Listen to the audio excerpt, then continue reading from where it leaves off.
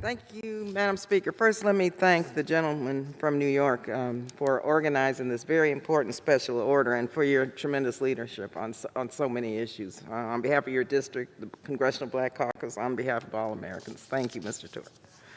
Let me first send my deepest condolences to our chairwoman, Joyce Beatty, and her family on the loss of her beloved husband, Otto Beatty Jr., a devoted partner, beloved father, grandfather, and community leader. Our hearts are broken this evening as we think about Congresswoman Beatty and her family, and just know we're praying for her and her community and her family. This is a special order tonight, and I want to thank again Congressman Richie Torres and the Congressional Black Caucus for organizing this to mark 100 years since the horrific tragedy of the Tulsa Greenwood Massacre. In one of the worst acts of racist violence in United States history, a white mob ransacked a prosperous African-American neighborhood in Tulsa, Oklahoma. From May 31st to June 1st, 1921, an estimated 300 black men, women, and children were murdered. The mob destroyed 35 square blocks of Greenwood and burned down over 1,000 black-owned businesses, churches, and homes. During a time when lynching African Americans was commonplace, the alleged, mind you, alleged assault of a white woman by a black man was enough to incite a massacre of unimaginable proportions. A thriving black community became the target of animosity and racial hatred by its neighbors. Now, a grand jury placed the blame for the massacre entirely on the black community. No white person was ever held accountable for these crimes. This is an example, mind you, of the horrors and the experience of living as a black person in America then and now.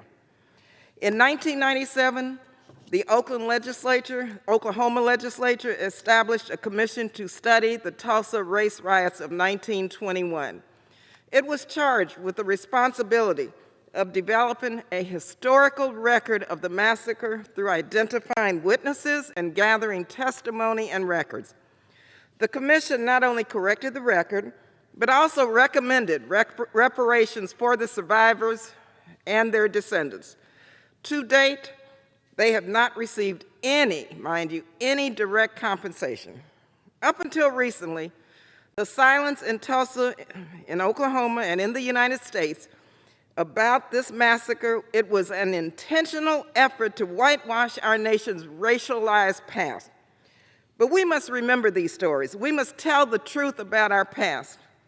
And I introduced H-Con Res 19 to establish a National Truth, Racial Healing, and Transformation Commission to usher in this moment of truth, to begin to examine and lift up to the public as the historical record of the history and legacy of slavery and how it's manifested today in systemic racism as it relates to African Americans. But telling the truth is not enough.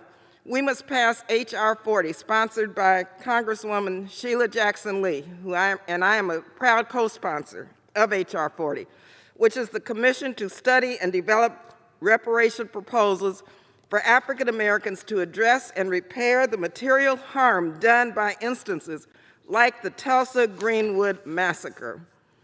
And I'm pleased to say that my home state of California is leading the nation in this effort, being the first state to pass a law to establish a task force to study and develop reparation proposals.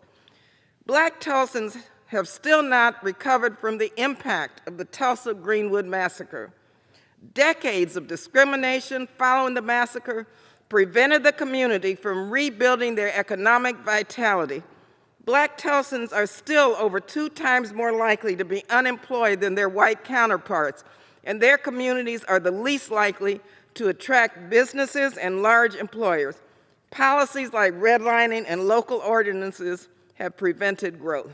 And so the legacy of the massacre, it continues to impact Black Tulsans today. We cannot forget, and we cannot let the nation forget about the Tulsa Greenwood Massacre. H.R. 40 is a bill that we need to move forward to begin to repair the damage of the historical facts of the legacy of enslaved Africans brought to this country who, quite frankly, still have not, in spite of our progress, achieved liberty and justice for all. Thank you again for yielding.